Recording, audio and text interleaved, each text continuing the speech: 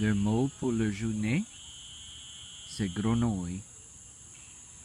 The word for the day is frog. Après ça mouille un temps, comme aujourd'hui, after it rains a lot, like today, les grenouilles sont bien contents. The frogs are very happy. Et tu peux les attendre. And you can hear them.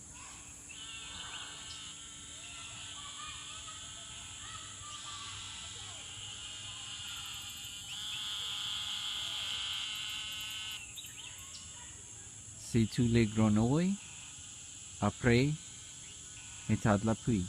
It's all the frogs after a lot of rain.